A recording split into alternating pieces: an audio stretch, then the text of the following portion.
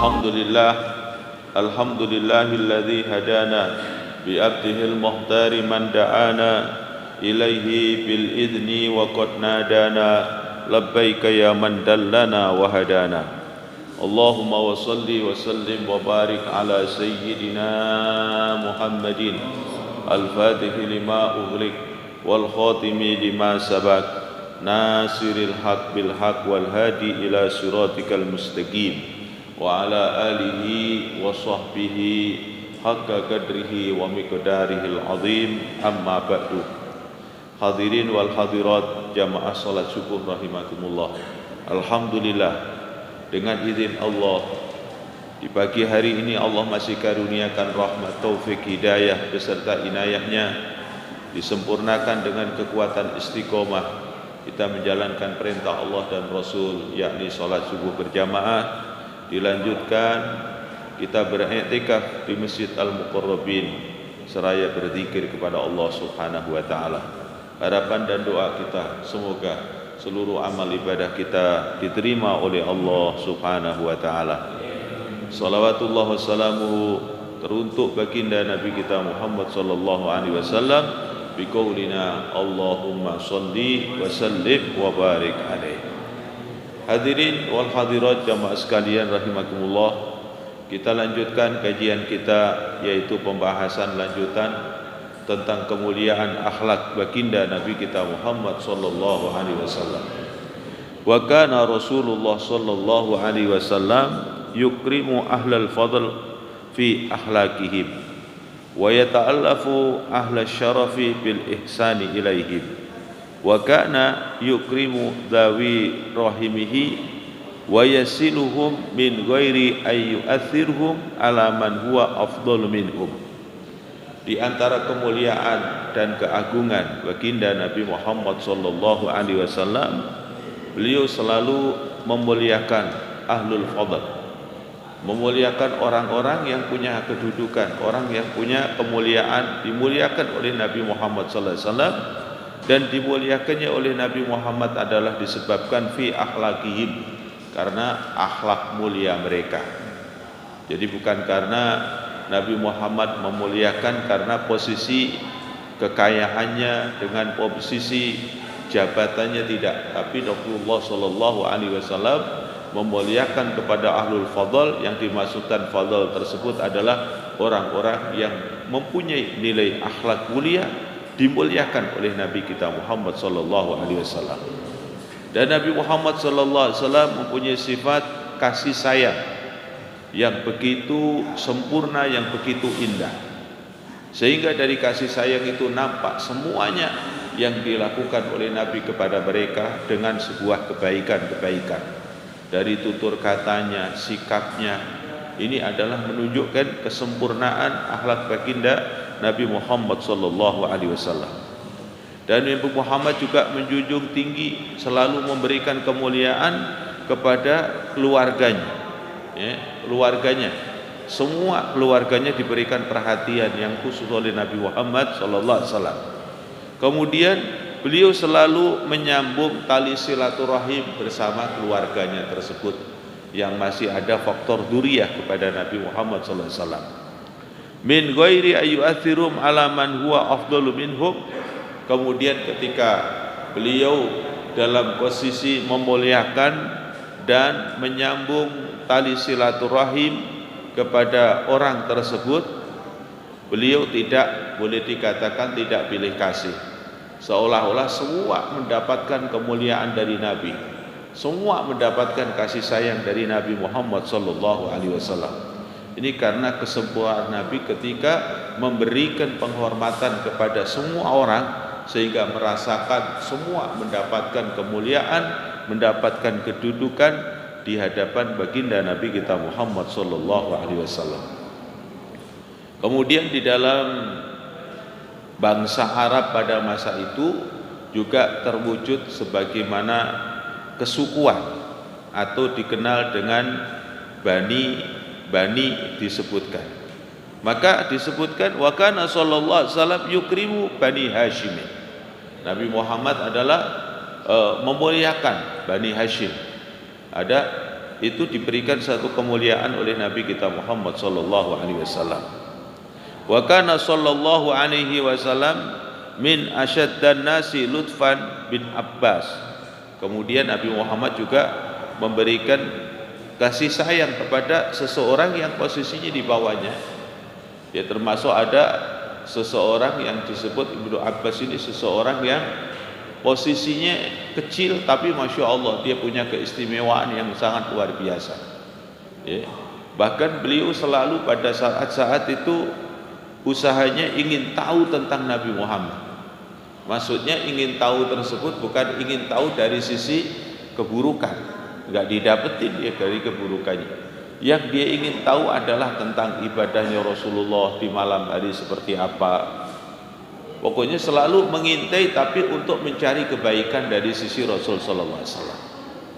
Bahkan beliau suatu saat ketika menyaksikan Rasulullah qiyamul lail, melaksanakan sholat malam, kemudian beliau buru-buru ikut sholat malam bersama dengan Rasulullah. Pada saat dia ikut bersama dengan Rasulullah, posisi berdirinya itu salah.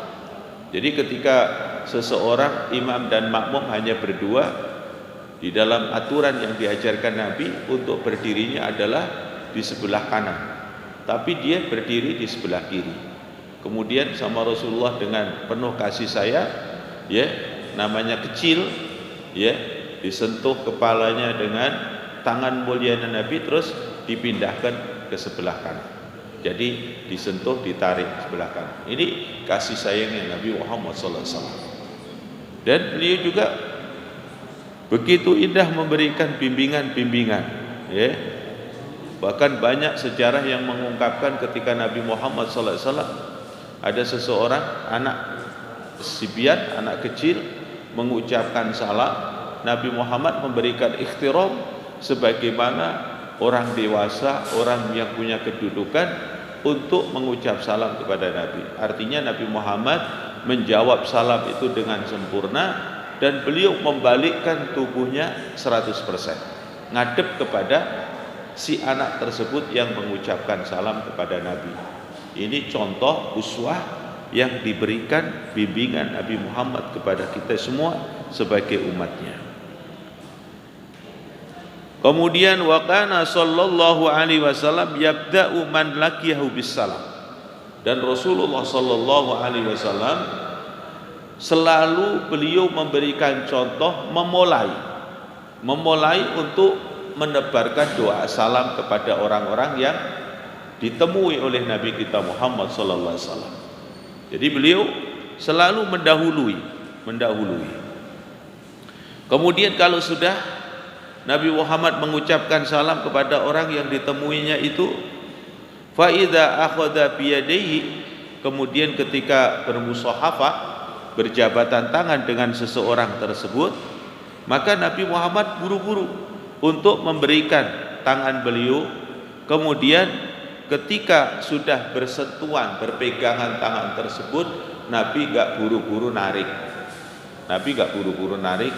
Membiarkan tangan itu disentuh, dipegang oleh seseorang tersebut sampai orang itu nanti melepaskannya. Jadi itu memberikan Masya Allah kasih sayang. Kadang kita ketemu seseorang itu, ya, misalnya kita dapetin seseorang yang mulia, yang kita hormatin, kita pengen salaman rada lama nggak bisa, kemudian udah ditarik. Tapi figur uswah dari baginda Rasul Sallallahu Alaihi Wasallam memberikan kesempatan kepada seseorang yang ingin musahafah berjabatan dengan Nabi Muhammad, ingin lama-lama dibiarin sampai orang tersebut melepaskannya. Ini bukti dari kasih sayang dan Nabi Muhammad SAW kepada siapa saja, terutama umat-umat yang dulu ada bersama dengan Nabi Muhammad SAW. Wa kana sallallahu alaihi wasallam ila wada'a rajulan akhadha biyadihi fala yanzi'uha hatta yakuna ar-rajul huwa alladhi yada'u yadahu wa yaqulu astaudiullahu dinaka wa amanataka wa khawatima amalika. Kemudian kalau perpisahan, Pak, perpisahan artinya seseorang itu pamit, kepada Nabi Muhammad. Ketika dia bertemu dengan Nabi Muhammad, bertamu dengan Nabi Muhammad, kemudian ketika itu dia ingin balik, ya, ingin balik. Nabi Muhammad juga mempersilahkan ketika ada jabatan tangan lagi untuk perpisahan. Bahkan ketika itu juga sama, Rasulullah seperti waktu pertama kali menyambut mereka bermusahabah, kemudian juga pada saat mereka pamitan juga dibiarin ketika mereka berjabatan dengan tangan dengan Rasulullah, lama-lama dibiarin sampai orang tersebut melepaskan tangan mulia Nabi Muhammad SAW. Kalau kita kadang-kadang kan kebalik ya. Kalau sudah pulang terus gak usah salaman aja gitu.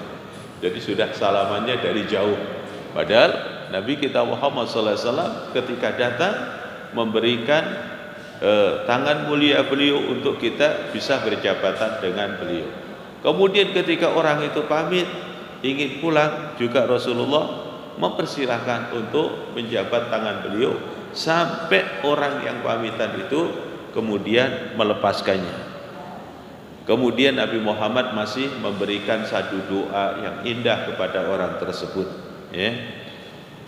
Apa yang didoakan Nabi Muhammad SAW dimintakan kepada Allah Subhanahu wa taala, Allah agar selalu menjaga kepada orang tersebut agamanya, tentang keimanannya, tentang keislamannya. Atau Nabi Muhammad juga memberikan satu wasiat kepada dia, jaga baik-baik agama Allah di dalam dirimu itu. Ini diantara nasihat pesan yang dibawa oleh Nabi Muhammad setiap orang. Dan aku juga titipkan, amanatkan kepada kamu, agama Allah ini dititipkan, diamanatkan kepada kamu.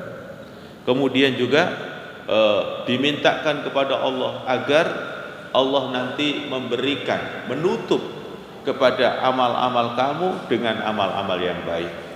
Jadi memberikan doanya begitu banyak yang diberikan oleh Nabi kita Muhammad SAW. Dan kita ini kurang meyakini hal-hal yang semacam ini. Artinya apa? Ungkapan-ungkapan doa yang secara individu yang semacam itu hakikatnya sangat punya manfaat yang besar sekali. Karena Allah Subhanahu wa taala memberikan peluang bagi kita sebagai orang-orang yang beriman, yang yakin kepada Allah Subhanahu wa taala, peluangnya dinyatakan, mintalah kepadaku, aku kabulkan permintaanmu. Ya. Apalagi kita ketemu dengan orang-orang soleh, ketemu orang-orang yang takarrub kepada Allah lebih daripada kita punya husnudzon, ya minta doain sehat walafiat, minta didoain keturunan kita jadi sholih sholihah, minta didoain agar keluarga kita sakinah mawaddah warahmah. Itu semua adalah butuh doa-doa tersebut. Buktinya di zaman dulu Rasulullah SAW selalu memberikan kepada sahabat-sahabat yang ada bersama Nabi Muhammad SAW.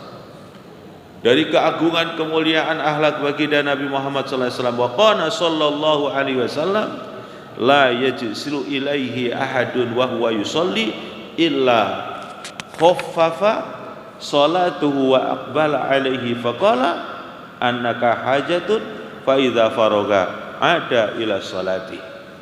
Sampai Nabi Muhammad sallallahu alaihi wasallam suatu ketika beliau berada di masjid beliau, di Masjid Nabawi, sedang melaksanakan sholat sunnah.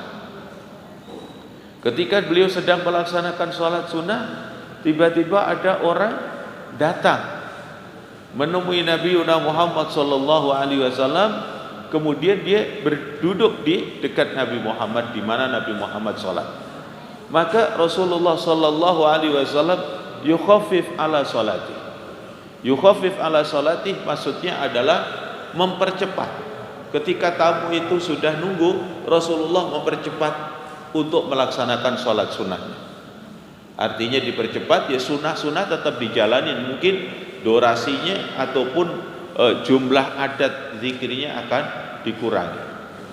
Yang biasa Rasulullah menyuruh kita misalnya menggunakan 3 kali tasbih, bisa dengan 1 kali tasbih. Kemudian lekas Rasulullah menemui tamu itu. Masya Allah. Ketika sudah ditemui tamu tersebut, Nabi Muhammad bertanya, annaka hajatun, kamu ada keperluan apa? Ditanya oleh Nabi kita Muhammad sallallahu alaihi wasallam. Kemudian ketika sudah ditanyain segala kebutuhannya, hajatnya sudah disampaikan kepada Nabi Muhammad sallallahu alaihi wasallam, kemudian tamunya itu pergi, maka beliau kembali lagi melaksanakan sholat. Jadi diteruskan lagi ibadah beliau. Tadi ditunda dulu sebentar untuk menemui tamu tersebut. Itu yang Rasulullah sallallahu alaihi wasallam gambarkan dalam nilai keimanan bagi kita, di antaranya adalah fal yukrim dhaifahu. Kama qala Rasulullah sallallahu alaihi wasallam fi hadisihi, man kana yu'minu billahi wal yaumil akhir fal yukrim dhaifahu. Barang siapa menyatakan dirinya iman kepada Allah dan iman kepada Rasulnya, maka hendaknya segeralah muliakan kepada tamu itu. Jangan kebalikannya, ada tamu ditunda-tunda, suruh nungguin, ya. Kadang kalau di kita ada aturan yang rada bikin ribet ya, seperti udah ada janji belum, ya. Jadi tamu itu udah ada janji belum, ya. Rasulullah nggak pakai begitu, ya. Rasulullah, ya, memberikan peluang orang-orang yang punya hajah, punya keperluan, ya. Memang Allah telah memberikan satu kemuliaan, beliau digelari dengan rahmatan lil alamin, sehingga sikapnya, sifatnya semua adalah memberikan rahmat, kasih sayang kepada siapa saja. Wa kana sallallahu alaihi wasallam yukrimu kulla dahilin alaihi hatta rubama basata thawbahu liman laysat bainahu wa bainahu qarabah wala radha'ah yujlisu alaih. Bahkan Nabi Muhammad sallallahu alaihi wasallam memberikan ikhtiram, memuliakan kepada orang, seorang tamu ini sangat luar biasa. Yang disebutkan adalah beliau punya seperti ini, Pak. Seperti ini yang dikenal rida. Ya. Rida itu yang biasa dipakai kalau dalam kondisi suasana musim dingin, itu bisa digunakan sebagaimana kerudung gitu. Ya. Itu adalah disebut rida. Nah, ini ketika Rasulullah sallallahu alaihi wasallam terdapat tamu gitu, Pak. Itu sering tamu itu digelarin ridanya. Ya. Tapi ketika tamunya orang ngerti juga nggak mau lah, nggak berani. Masa ini biasa, kain ini ada di leher Rasulullah, kadang-kadang juga dijadikan kerudung Rasulullah, ya. Terus digelarin, kita suruh duduk, rasanya tidak mungkin. Tapi itu diantaranya dilakukan oleh Rasulullah untuk memberikan penghormatan kepada tamunya itu, insya Allah, ya. Ketika kita memahami, kemudian kita membayangkan tentang apa yang telah dicontohkan oleh Nabi, insya Allah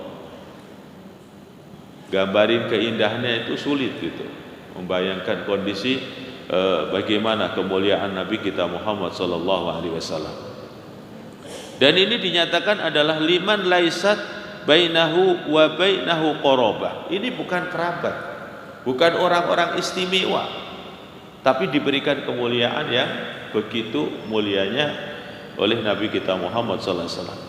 Wala radha'atun, dan juga tidak ada punya jasa orang tersebut adalah radha artinya menyusui Nabi kita Muhammad, atau orang yang sama-sama menyusu kepada ibu yang sama, seperti ke Sayyidah Halimatus Sa'diyah. Kalau di riwayat lain banyak sekali, Pak. Kalau ibu radha'ahnya Nabi, seorang ibu Sayyidah Halimah datang ke tempat Rasulullah muliakan ya kayak gitu, ya. Kalau ini kayaknya pantas gitu ya, wajar ibu gitu kan. Kalau ibu wajar gitu kan. Tapi kalau orang biasa seperti lazimnya yang enggak ada ini, Masya Allah, ini diantaranya adalah menunjukkan keagungannya akhlak Nabi Muhammad sallallahu alaihi wasallam. Wa kana sallallahu alaihi wasallam yu'assiru dakhilu alaihi bil wisadati allati takunu tahtahu fa in aba ayyakbaluha. azama alaihi hatta yakbal. Jadi Rasulullah sallallahu alaihi wasallam punya ini Pak. Punya, kalau boleh dikata di sini adalah seperti bantal tapi yang digunakan untuk duduk, ya. Bantal yang untuk duduk. Mungkin bantalnya tipis gitu ya. Lah di situ ketika ada tamu, Rasulullah sallallahu alaihi wasallam mengambil bantal itu bukan untuk dipakai Rasulullah, tapi diberikan kepada tamunya biar duduknya lebih nyaman, lebih enak gitu, ya. Kemudian kalau tamunya nggak mau ingin memuliakan Nabi, nanti diberikan lagi sampai akhirnya tamunya itu nanti mau, ya. Itu diantara usaha beliau memberikan contoh pada kita untuk memuliakan tamu sampai seperti itu. Ini keagungan Nabi kita Muhammad sallallahu alaihi wasallam. Wa an Anas bin Malik radhiyallahu taala anhu qala khadamtu Rasulullah sallallahu alaihi wasallam asra sinin famali uf qad wa ma qala li syai'in sana'tuhu lima sana'tahu wala li syai'in taraktuhu lima taraktahu. Ada seorang sahabat yang bernama Anas bin Malik. Ini beliau khidmah sama Nabi. Khidmah Nabi, pokoknya seneng bantuin Nabi aja deh. Melayani Nabi itu seneng dia.